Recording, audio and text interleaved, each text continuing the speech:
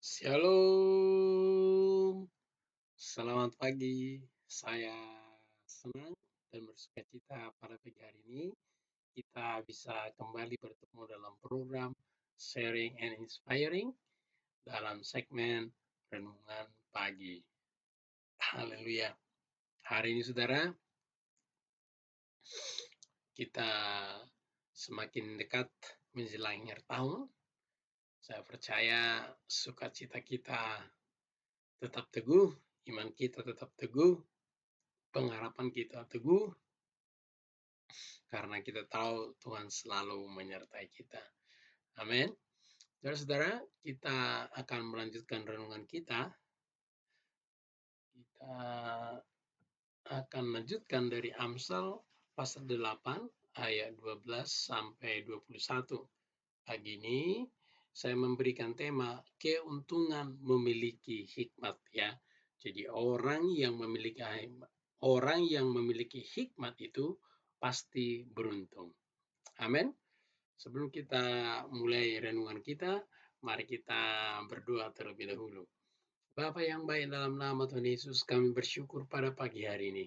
Kami bersyukur buat perlindungan, pertolongan Tuhan, dan pemeliharaan Tuhan sepanjang malam, sehingga pagi ini kami bisa bangun dengan sehat, kami bisa bangun menikmati udara yang baru, hari yang baru, sukacita yang baru, berkat yang baru, dan semangat yang baru ya Tuhan.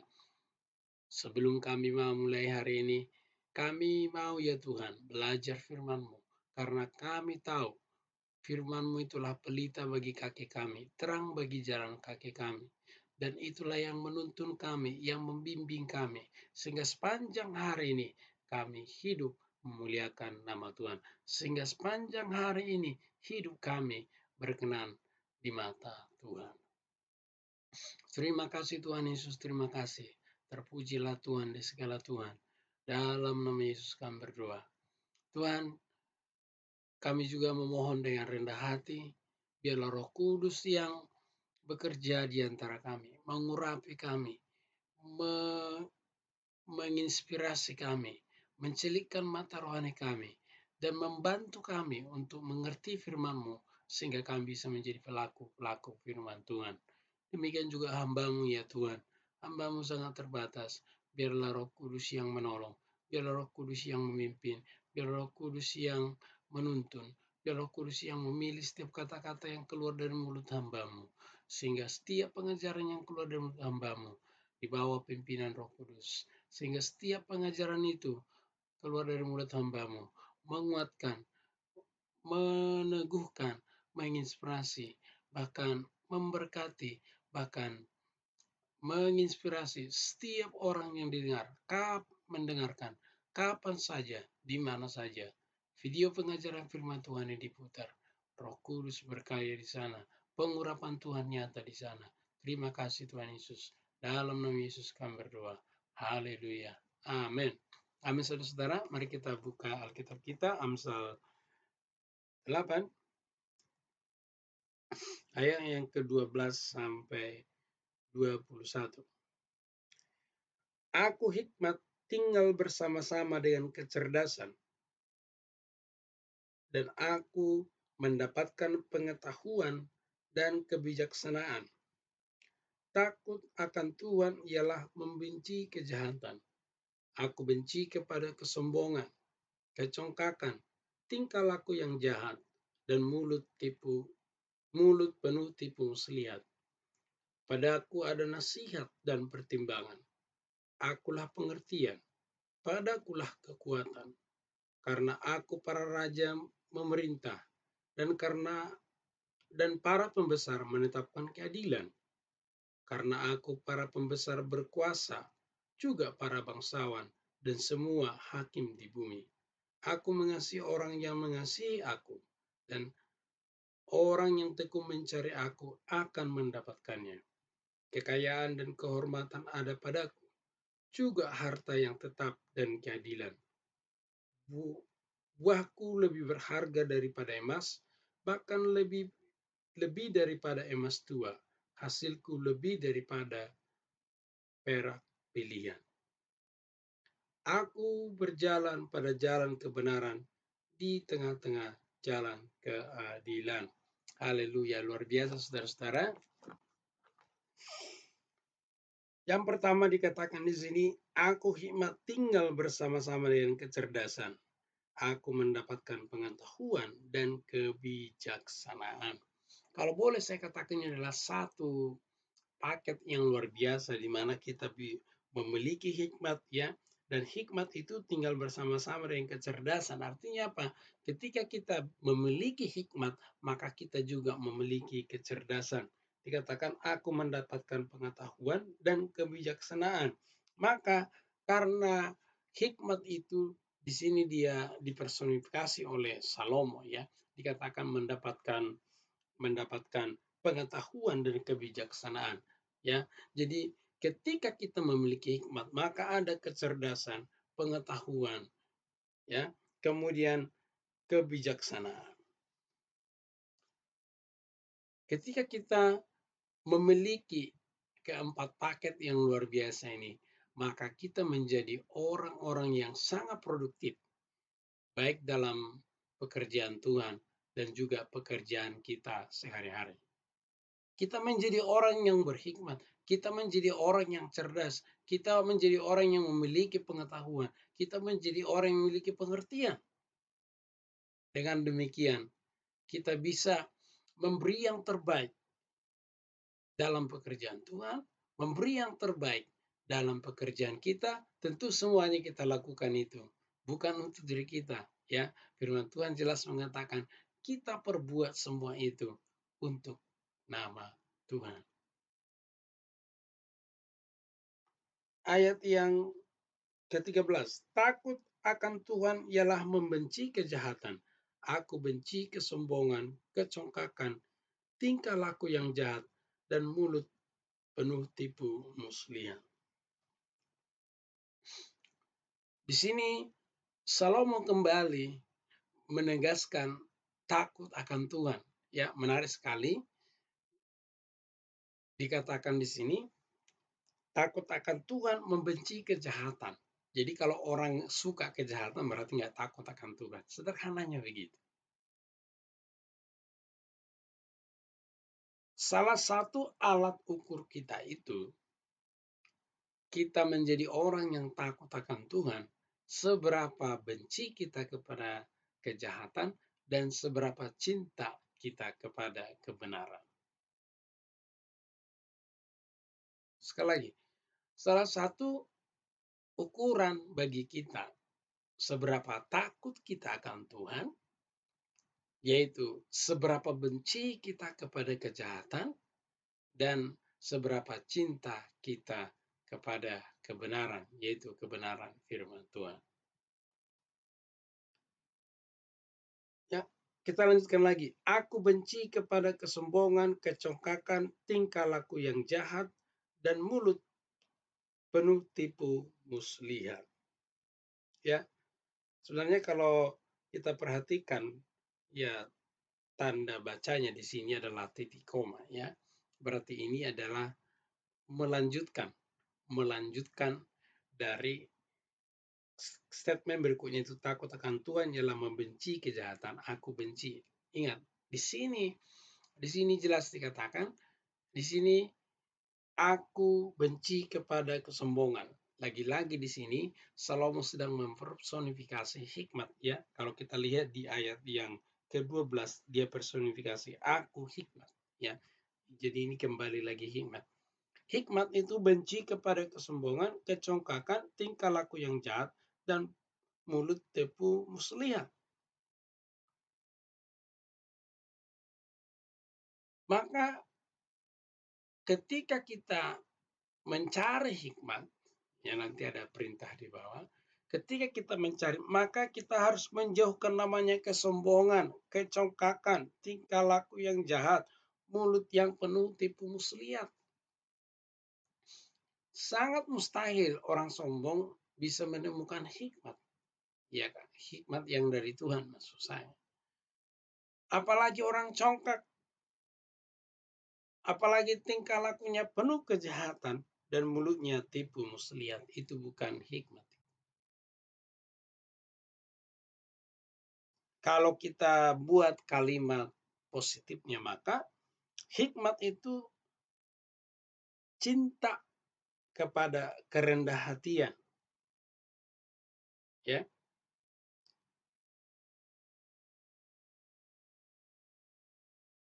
Cinta kepada perbuatan baik dan cinta mulut yang jujur. Maka saudara-saudara, apa yang tertulis di sini ya membenci kejahatan, benci kepada kesombongan, kecokakan, tingkah laku yang jahat dan mulut yang tipu muslihat. Itu jugalah yang harus kita lakukan. Ya. Dan kita benci dan sebaliknya, ya. Mari kita belajar ya setiap hari menjaga kerendahan hati kita.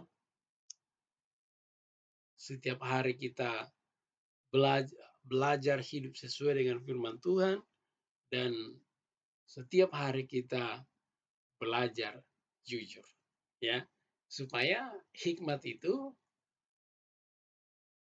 berkenan ditemui. Ya, nanti ada kalimat berikutnya. Padaku ada nasihat dan pertimbangan, akulah pengertian, padakulah kekuatan. Di dalam hikmat itu ada nasihat dan pertimbangan.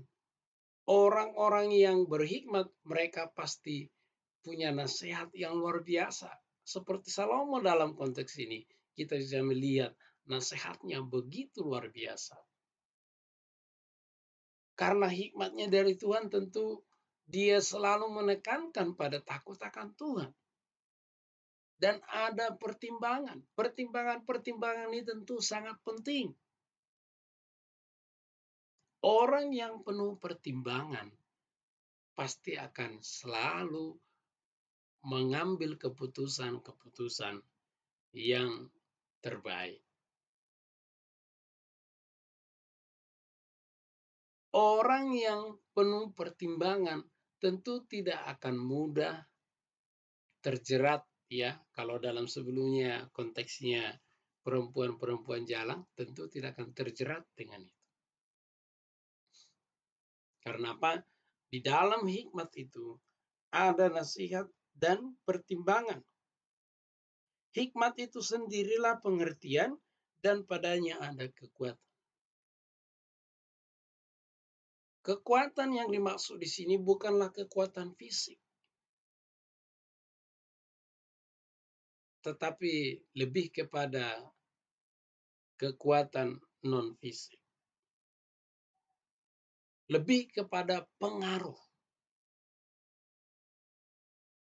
Kekuatan yang dimaksud di sini adalah pengaruh, dengan kata lain, saudara-saudara, orang yang memiliki pengertian, orang yang memiliki hikmat, mereka memiliki pengaruh yang kuat. Kita bisa lihat itu dari kehidupan Salomo. Karena Salomo yang berbicara ini, kita bisa lihat pengaruhnya sangat luar biasa. Orang datang kepada Salomo itu belajar hikmat. Maka penting kita mengejar hikmat, ya. Penting karena hikmat itu adalah pengertian dan kekuatan. Jadi saudara-saudara, kalau kita mau memperkuat pengaruh kita di dalam kehidupan kita sehari, mari kita mengejar hikmat. Karena hikmat itu adalah pengertian dan hikmat itu adalah kekuatan kita. Haleluya. Kita lanjutkan lagi. Karena aku para raja memerintah dan para pembesar menetapkan keadilan. Tentu raja-raja, demikian juga pembesar-pembesar, itu semua bisa memimpin bahkan menetapkan keputusan itu semua karena hikmat. Hikmat itu membuat orang itu memiliki impact, memiliki kekuatan, memiliki pengaruh yang besar. Jelas. Kalau para raja, kalau para pembesar, ya, mereka bisa memerintah, mereka bisa menetapkan keadilan, itu karena hikmat, maka kita pun harusnya mengejar hikmat itu. Ya, kita lanjutkan dulu.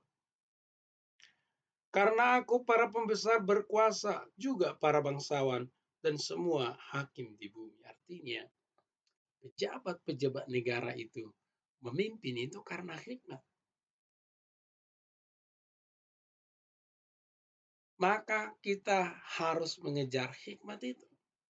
Ya, kita lanjutkan. Aku mengasihi orang yang mengasihi aku, dan orang yang tekun mencari aku akan mendapatkan aku.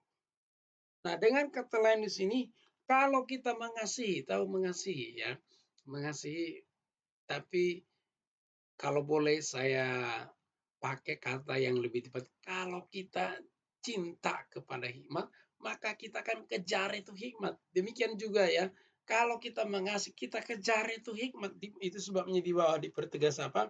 Orang yang tekun mencari aku akan mendapatkan daku. Maka kita harus tekun mencari hikmat itu. Saudara, kalau kita tahu para pejabat, para penguasa, ya para hakim, mereka bisa memimpin, mereka bisa menetapkan keputusan-keputusan. Itu semua karena hikmat. Maka kita pun sebagai anak-anak Tuhan, kita pun perlu ya, kita perlu mengejar hikmat itu. Kita perlu mencari hikmat itu sampai kita menemukan. Supaya apa? Kita juga memiliki pengertian, kita juga memiliki pengetahuan, kita juga memiliki kecerdasan, dan terutama kita semakin memiliki dampak, kita semakin memiliki pengaruh dalam hidup kita. Karena hikmat itu adalah kekuatan kita.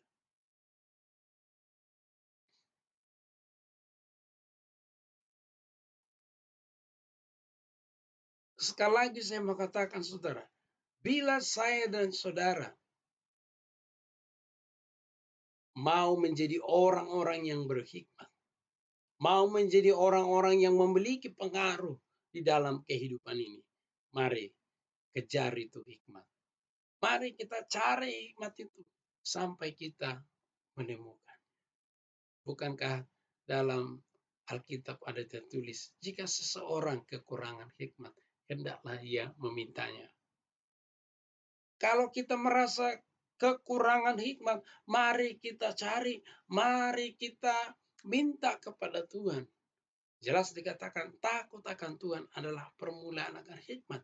Maka kita perbesar, maka kita perkuat rasa takut akan Tuhan itu. Itulah sumber hikmat kita. Ya, Tuhan adalah sumber hikmat. Maka kita cari.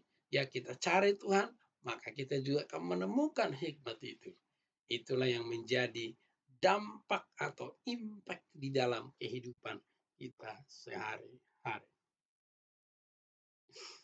Kekayaan dan kehormatan ada padaku, juga harta yang tetap dan keadilan.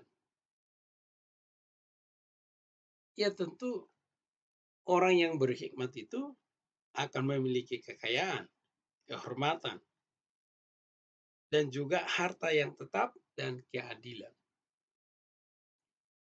Kalau saudara masih ingat saya katakan, kalau seandainya pun Anda punya harta segudang, Anda tidak bisa membeli hikmat. Tetapi dengan hikmat, kita bisa memiliki harta itu. Oh, kalau begitu, apakah semua orang berhikmat lalu kaya raya semua? Kalau soal kaya raya itu, pertama itu kehendak Tuhan, yang kedua itu kembali kepada usaha Anda. Kita ini punya kapasitas masing-masing. Jadi kalau misalnya kita mau kaya, perbesarlah kapasitas kita. Tapi yang jelas, ketika kita memiliki hikmat, kita memiliki kekayaan yang luar biasa. Kita memiliki kehormatan. Dan kita juga dikatakan di sini memiliki harta yang tetap dan keadilan.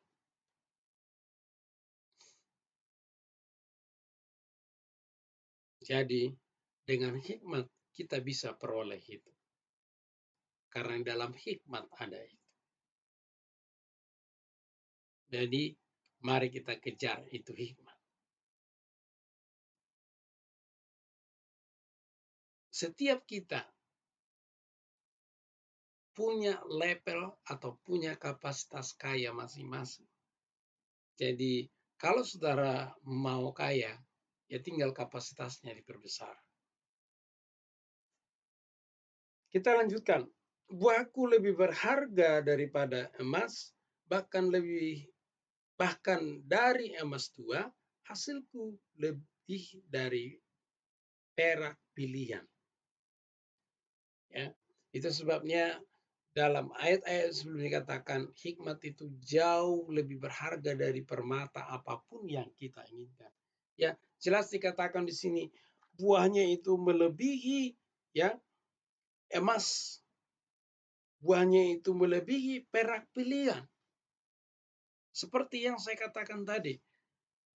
Kalau kita punya emas tua, punya perak pilihan, kita nggak bisa membeli hikmat. Tetapi ketika kita memiliki hikmat, maka kita bisa memiliki emas tua itu, maka kita bisa memiliki emas perak itu. Bahkan seperti yang ayat sebelumnya jelas katakan, di dalam hikmat ada kekayaan, kehormatan, di dalam hikmat ada harta tetap dan keadilan. Dengan kata lain saudara-saudara, ketika kita memiliki hikmat, ada sebenarnya kapasitas kekayaan. Nah, itu kata yang tepat saya pakai itu. Kapasitas kekayaan, kapasitas harta, ya, kapasitas kehormatan di dalam diri kita. Itulah sebabnya dikatakan jauh lebih berharga daripada emas dan perak. Sekali lagi, di dalam hikmat itu ada kapasitas kekayaan, ada kapasitas kehormatan, ada kapasitas harta yang tetap, kemudian ada kapasitas keadilan. Itulah sebabnya dikatakan dia lebih berharga daripada emas tua, dia lebih berharga daripada emas. Dia berharga daripada perak pilihan. Ayat 20. Aku berjalan pada jalan kebenaran di tengah-tengah jalan keadilan. Luar biasa, saudara. Ketika kita memiliki hikmat, maka kita akan berjalan di jalan kebenaran dan juga di tengah-tengah jalan keadilan. Artinya apa? Kita bisa hidup sesuai dengan kebenaran dan kita bisa hidup dalam keadilan.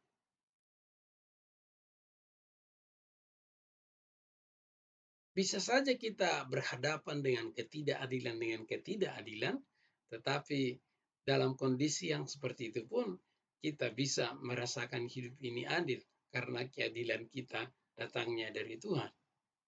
Karena keadilan kita itu sumbernya dari Tuhan. Ayat 21. Supaya kuwariskan harta kepada yang mengasihi aku dan kuisi penuh perbendaharaan mereka. Sekali lagi ya. Supaya kuisi harta kepada yang mengasihi aku dan kuisi penuh perbendaharaan mereka. Menarik di sini, di sini kembali lagi Salomo mempersonifikasi hikmat itu. Dikatakan di sini, yaitu kuwariskan harta kepada orang yang mengasihi aku, kuisi penuh perbendaharanku. Kalau boleh yang pertama saya katakan, orang yang mencari hikmat itu akan diwariskan harta. Artinya apa? Harta itu mengikuti. Jelas di sini Salomo tidak mengajarkan carilah harta. Justru yang diajarkan oleh Salomo adalah mencari hikmat. Ketika kita mendapatkan hikmat, maka hikmatlah yang mewariskan harta. Artinya apa? Ketika kita mengutamakan hikmat, maka harta mengikuti. Bahkan yang selanjutnya dikatakan, kuisi penuh perbendaharaan mereka. Ini berbicara keuangan. Jelas kebendaraan. Artinya apa? Ketika kita memiliki hikmat, maka keuangan itu menyusul. Itu sebabnya Salomo tidak menyuruh, carilah uang. Dan itu tentu dari pengalamannya. Ketika Salomo berhadapan dengan Tuhan, Tuhan bertanya, apa yang hendak kau minta? Salomo tidak minta harta dan kekayaan. Salomo minta hikmat. Itu sebabnya Tuhan memberikan dia hikmat terbesar dan harta dan kekayaan ditambahkan kepadanya. Dan itu bisa kita lihat dari nasihatnya. Kita belajar firman Tuhan dari nasihat, ya, nasihat Salomo, supaya kita takut akan Tuhan. Karena kita takut akan Tuhan, iya, itu adalah hikmat. Dan Tuhan adalah sumber hikmat. Dengan sederhananya adalah ketika kita mencari hikmat, ya kita pasti mencari Tuhan. Karena Tuhan adalah sumber hikmat. Maka dikatakan harta itu menyusul, diwariskan, ya. Berarti menyusul. Namanya warisan tidak ada langsung dikasih, ya, ada prosesnya, ya. Ya, tunggu orang tua kita kan tua baru kita diberikan warisan, ya. Bukan berarti saya bilang nanti tunggu tua baru, artinya ada proses. Yang mau saya tegaskan di sini, untuk proses memiliki, untuk kita memiliki harta itu ada prosesnya. Demikian juga perbendaharaan kita dipenuhkan. Itu pasti mengikuti, ya. Pasti mengikuti. Jadi mari kita mencari hikmat, ya. Mengasihi hikmat, ya. Mencari hikmat.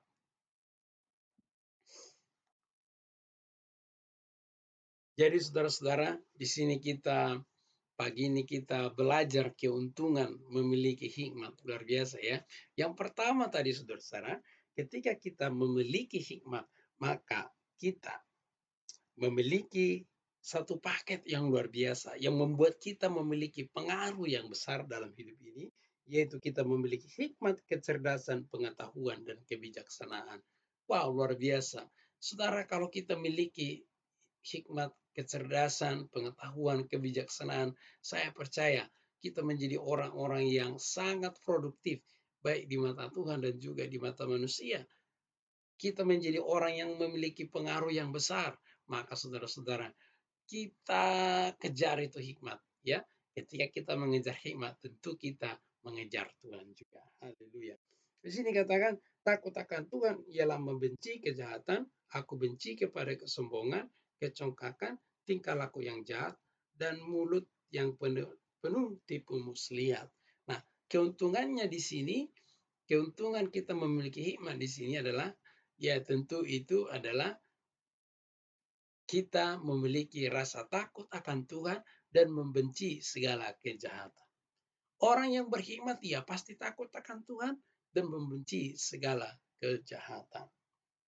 Yang ketiga, ketika kita memiliki hikmat, maka kita memiliki nasihat dan pertimbangan, pengertian dan kekuatan. Wow, luar biasa sekali dalam hikmat ini ada paket-paket yang luar biasa. Selanjutnya dikatakan nasihat dan pertimbangan. Wow, bukankah ini hal yang kita butuhkan dalam hidup kita? Kita membutuhkan nasihat, kita membutuhkan pertimbangan-pertimbangan ketika kita mau mengambil keputusan. Dan kita memiliki pengertian. Artinya kalau kita memiliki pengertian, kita bisa mengambil keputusan-keputusan yang terbaik, keputusan-keputusan yang lebih tepat. Terutama dikatakan di sini, padakulah kekuatan. Ya, ini bisa berbicara tentang kekuatan, ya, kekuatan kita, kekuatan manusia secara batiniah. Dan tadi saya menekankan kepada kekuatan, yaitu lebih kepada pengaruh kita. Ya, kalau kita memiliki manusia yang kuat, tentu kita akan memiliki pengaruh luar. Jadi berbicara pengaruh kita kepada orang lain, impact kita kepada orang lain. Ketika kita memiliki hikmat, maka kita memiliki pengaruh yang kuat. Amin. Kemudian dikatakan di sini, karena aku para raja memerintah, dan karena para pembesar menetapkan keadilan, karena aku para pembesar berkuasa, dan para bangsawan dan semua hakim di bumi. Kalau boleh saya katakan, orang hikmat itu memberikan kita posisi. Sekali lagi saya katakan, hikmat itu memberikan kita posisi. Ya, bisa berupa jabatan, bisa, yang pasti kita punya posisi tertentu. Dan posisi kita itu adalah posisi-posisi yang penting. Seperti yang dikatakan di sini raja, pembesar, kemudian bangsawan, dan juga para hakim. Artinya apa? Pejabat-pejabat.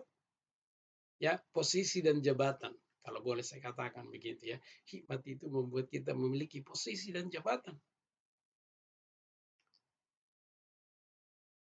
Aku mengasihi orang yang mengasihi aku, dan orang yang tekun mencari aku akan mendapatkan aku. Nah, ini keuntungan berikutnya. Kekayaan dan kehormatan ada padaku, dan juga harta yang tetap dan keadilan. Ini adalah seperti yang saya katakan tadi. Kita punya kapasitas kekayaan dalam diri kita, kita punya kapasitas kekayaan dalam diri kita punya kapasitas harta yang tetap dalam diri kita, dan kapasitas keadilan. Selanjutnya, aku berjalan pada jalan kebenaran di tengah-tengah jalan keadilan. Ketika kita memiliki hikmat, maka kita akan berjalan di jalan kebenaran di tengah jalan-jalan keadilan. Dikatakan di sini selanjutnya 21, supaya kuwariskan harta kepada orang yang mengasihi aku dan kuisi penuh perbendaharaan. Ya, kekayaan dan pembendaharaan mengikuti. Jadi ketika kita berhikmat, maka kekayaan dan perbendaharaan pasti mengikuti kita. Haleluya. Sekian renungan pagi ini. Tuhan Yesus memberkati. Mari kita berdoa. Bapa yang baik, dalam nama Tuhan Yesus kami bersyukur pada pagi hari ini ya Tuhan, kami boleh belajar tentang betapa kami beruntung memiliki hikmat. Ada untung yang sangat besar ketika kami memiliki hikmat.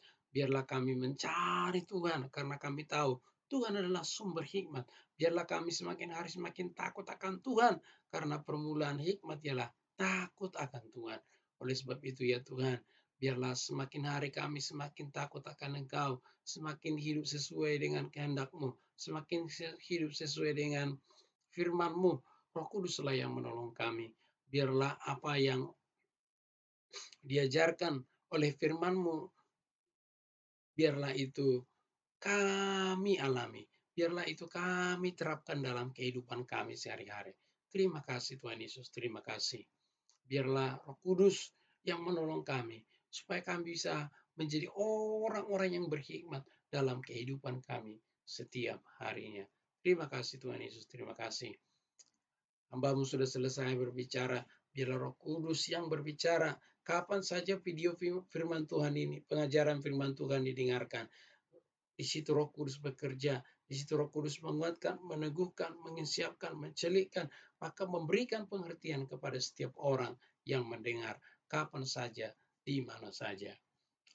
Sebelum kami mulai hari ini ya Tuhan, biarlah kami menerima kasih sayang daripada Bapa, pertolongan daripada Yesus Kristus, serta persekutuan Roh Kudus menyertai kami hari ini sampai selama-lamanya. Dalam nama Yesus kami berdoa. Haleluya. Amin. Amin, saudara-saudara. Saya ucapkan terima kasih sudah setia menyaksikan program Renungan Pagi.